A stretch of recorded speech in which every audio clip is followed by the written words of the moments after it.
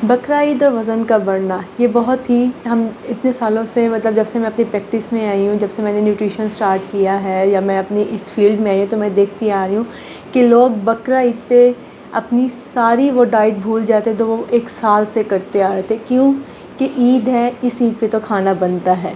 लेकिन उनको ये नहीं पता कि इन 3 दिनों में जब वो अपनी डाइट से फ्लक्चुएट करते, तो आफ्टर इफ़ेक्ट्स उनकी बॉडी पे कितने ज़्यादा होते हैं।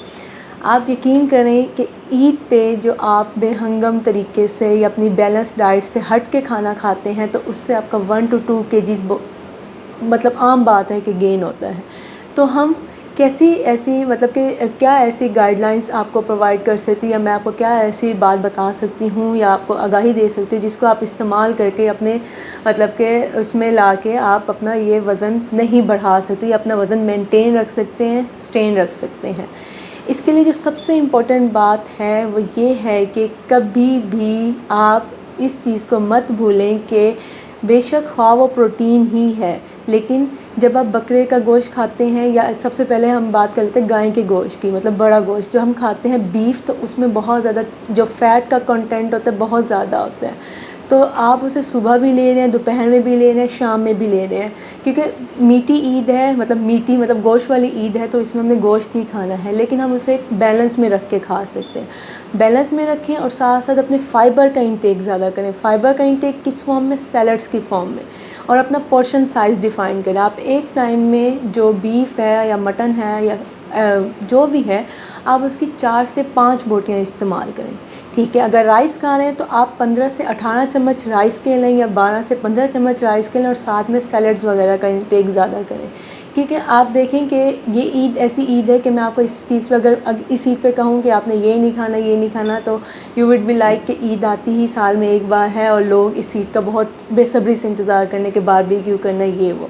हाँ, बारबेक्यू का इस्तेमाल आप करें, क्योंकि बारबेक्यू में नो ऑयल होता है, और उसका बारबेक्यू बनाते हुए इस चीज़ का ख्याल रखें कि जब आप बोटी बना रहे हो तो उसके ऊपर से जो एक फ़ैट की लेयर होती है वाइट कलर की, वो बिल्कुल रिमूव कर दें।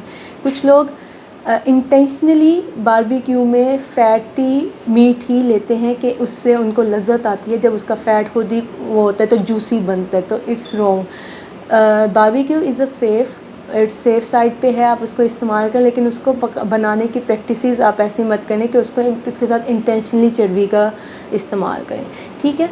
तीसरी बात ये है कि जब आप खाना खाएं तो वही चीज़ सुबह नाश्ता आप बहुत हेल्दी करें। हेल्दी नाश्ते से मुराद ये नहीं है कि सुबह नाश्ते में कलेजी या रात का बचा हुआ सालन या कुछ भी ऐसा खाएं। नाश्ता आप फ्रूट्स या फिर ओटमील, या जैसे आपका रूटीन का नाश्ता होता है, हमेशा नाश्ता वही करें ईद के तीनों दिन में, ठीक है। फिर वही आप दोपहर में आप जो सालन बना है वो आप लें, लेकिन उसी के साथ वही पोर्शन साइज़ में आप सीधी साइज़ रोटी लें, वही चावल की जितनी मैं मिकदार बता चुकी वो लें। 1 कप भर के आप सलाद का इस्तेमाल करें, रायते का इस्तेमाल करें तो बेहतर है। इस तरह से आपका मतलब कि एक जो बैलेंस है वो बिगड़ेगा नहीं, आप खा भी रहे होंगे, आपका बैलेंस भी नहीं बिगड़ेगा, और आपका वेट भी जितना आप सस्टेन कर चुके हैं, मेंटेन कर चुके हैं, वो वैसा ही रहेगा। वही आ जाती है फिर इसमें अपने रात में भी आपने वही सोने से 2 से 3 घंटे पहले, हमारा ईद में ये मसला होता है कि हम रात भर तक कुछ ना कुछ खाते रहते हैं। बारबेक्यू पार्टीज़ होती हैं, ये होता है वो होता है, आना जाना, जब कोई मेहमान आता है उसके लिए कुछ मतलब जैसे हम सर्व करते हैं तो हम खुद भी साथ में ले लेते हैं, हाँ वो शामी टिक्कियाँ ही क्यों ना हो या शामी कबाब ही क्यों ना हो। लेकिन रात को आपने सोने से 2 से 3 घंटे पहले खाना अपना ख़त्म कर लेना है जो आपके पूरे दिन की है, ताकि आपको स्टमक के प्रॉब्लम्स भी ना हो।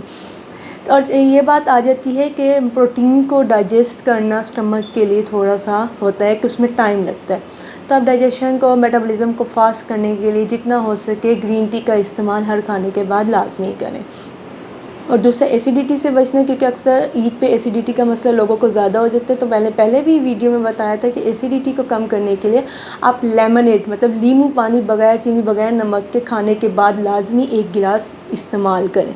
इससे आपको एसिडिटी के मसाइल नहीं होंगे, आपका मेटाबॉलिज्म भी फास्ट होगा। और तीसरी बात ये है कि जो मैंने आपको बताया कि पोर्शन साइज़ इम्पोर्टेंट, तो पोर्शन साइज़ आपने हमेशा अपना जहन में रखना है। ईद हो, बकरा ईद हो, छोटी ईद हो या आम रूटीन हो, आप अपने पोर्शन साइज़ पे अगर रहेंगे, बैलेंस डाइट यूज़ करेंगे, तो आपका वेट कभी भी गेन नहीं होगा, ठीक है। Thank you so much. I hope आपको मेरी इस वीडियो से बहुत ज़्यादा हेल्प मिलेगी। एडवांस ईद मुबारक। अल्लाह हाफ़िज़।